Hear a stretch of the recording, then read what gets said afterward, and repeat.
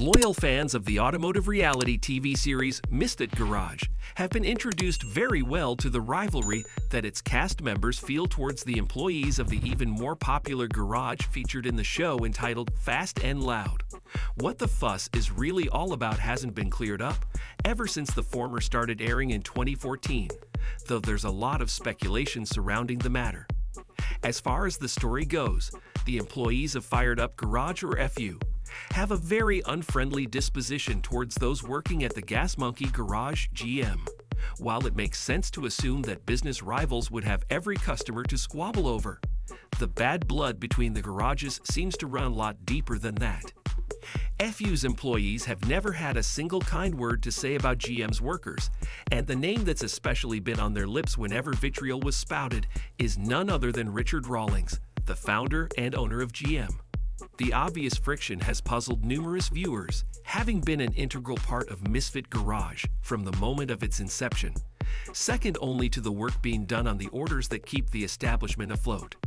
It's also probably the most interesting detail about the cast as a whole, allowing for greater viewership and installments that add enough nail-biting to keep everyone on their toes. Some of the most ardent fans believe that they are indeed in the know as to what caused the mess, but the truth is much more nuanced than the majority of biased viewers are prepared to acknowledge.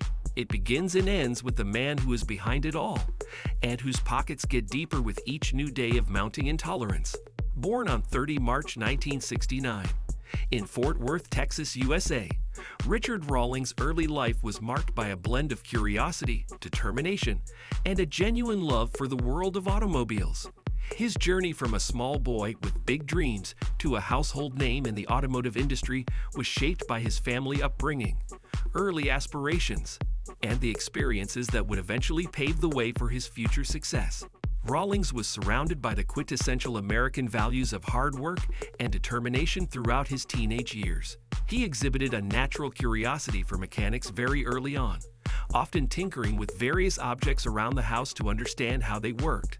This natural inclination toward hands-on exploration would become a defining trait in his life, allowing for much greater mechanical knowledge than that of his peers, no matter where he went.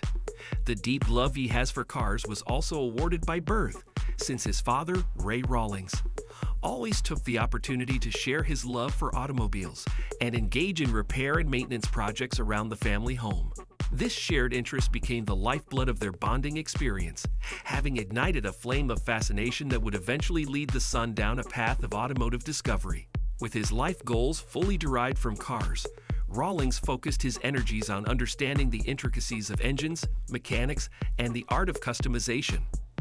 This passion was further fueled by the sights and sounds of the local racing scene in his hometown, exposing him to the adrenaline rush and sheer excitement of high-speed vehicles.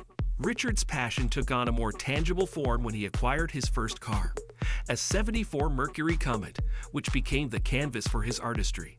In other words, this was his entry point into the world of automotive customization, with which he honed his skills in transforming sometimes decrepit vehicles into unique masterpieces.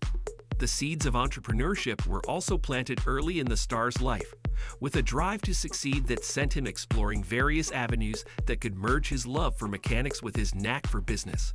His pursuit led him to various odd jobs at first, including both as a firefighter and paramedic, as well as a police officer, all of which honed his problem-solving skills and ability to think on his feet, qualities that would prove invaluable in his eventual line of work. During this period, Rawlings also engaged in buying, selling, and restoring cars on a limited scale, while these experiences not only deepened his understanding of the market, but also allowed him to further refine his skills in car customization and restoration. He thereby gained insights into the nuances of various makes and models as he worked with various vehicles, which greatly contributed to his growing expertise. Richard's entrepreneurial spirit also shone through when he dabbled in diverse ventures, ranging from owning a printing company to operating a bar. These experiences equipped him with valuable insights into business operations, customer relations, and the importance of branding, all of which would prove instrumental as well.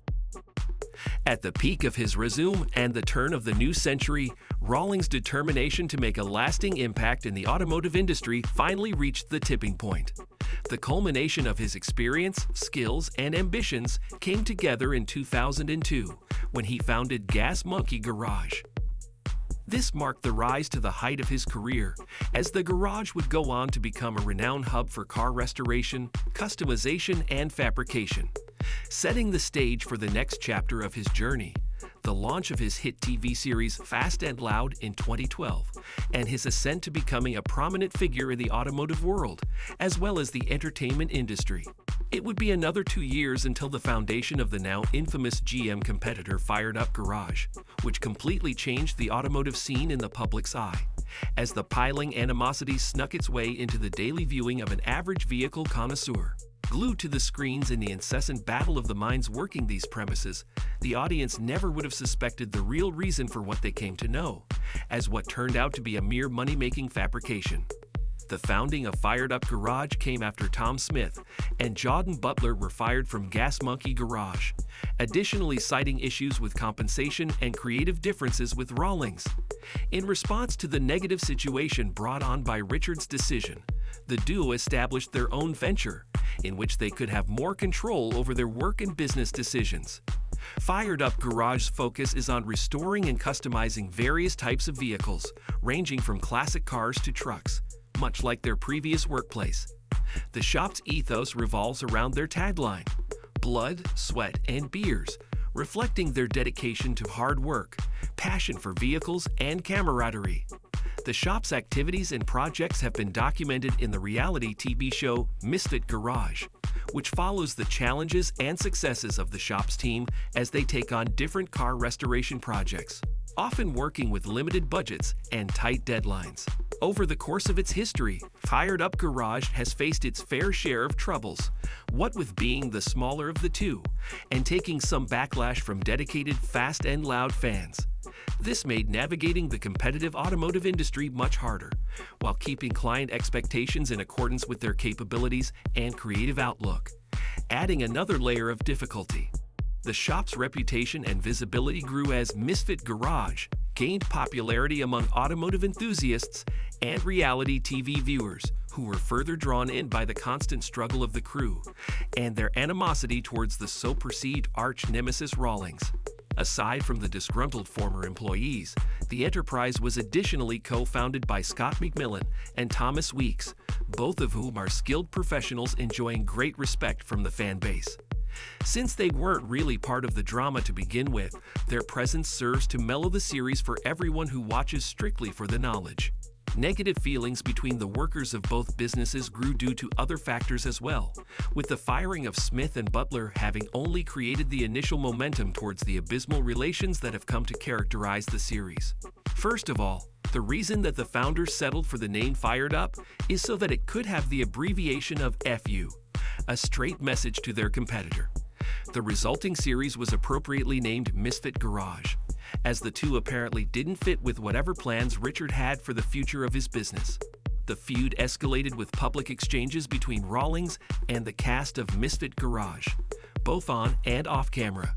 Social media posts and interviews featured both parties airing their grievances and accusing each other of dishonesty and unethical behavior, exchanges which further fueled the animosity between them and drew the attention of fans of both shows, ultimately increasing the audience for both of them.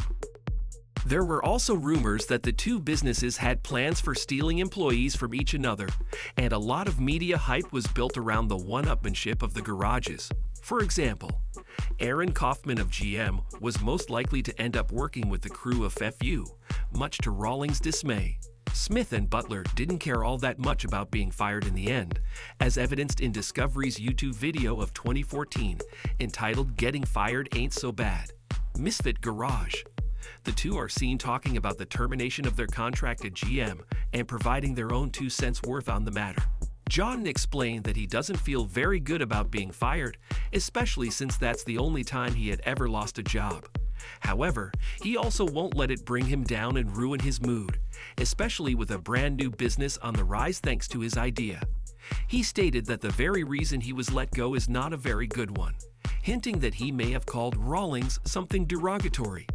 What most likely took place was explained in an article by TMZ, which states that there had been a hostile exchange brought on by a seemingly innocent situation. According to the report and what Tom Smith told the media, a big fan of the garage who had cystic fibrosis at the time asked for the permission to pose for a picture in front of Richard's proudly owned one-of-a-kind Rolls-Royce. Seeing no harm in the request, Tom and Jordan allowed the fan to get close to the vehicle and take the picture, but this actually made Rawlings furious. He paraded the two employees for allowing what they did and ultimately told them to get the fork away from the car. They didn't take kindly to his aggressive approach, and Smith returned the gesture with the sentence, "Chill the fork out." This struck a chord with the boss, who had zero tolerance for backtalk and fired them on the spot. The two later claimed that the conditions were less than optimal while working for Rawlings, citing various issues with compensation and creative freedom. Regardless of whether this was done only in an attempt to soil the image of GM or to actually reveal the truth, no one else corroborated the claims. The sad yet eye-opening reality of the matter is that Richard Rawlings owns both garages, since Misfit Garage is a spin-off from Fast and Loud. As revealed by HotCars.com, both of the series are almost completely scripted, while Richard is the executive producer of his supposed competitor's show.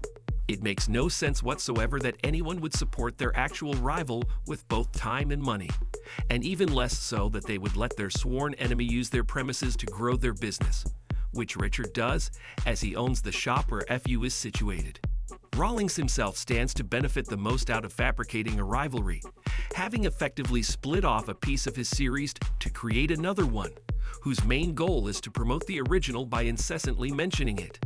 The cast and crew of Misfit Garage is an almost entirely new group of individuals, allowing all those who were either dissatisfied with or indifferent towards Fast and Loud to perhaps find a brand new fix for their viewing addiction. This decision greatly increased Rawlings' overall audience and earnings, but couldn't last forever, as the hype started wearing down over the years. Misfit Garage was canceled in 2018 as a result, but everyone previously involved with it walked away richer and happier, with no actual animosity to speak of towards the man who paid them. Thank you for spending some time with us. Make sure to like and subscribe so you never miss another video. We also handpicked these videos which we recommend you watch next. You can talk to us on all social medias or ask a question in the comments below. Thank you for being with us, and we'll see you back tomorrow.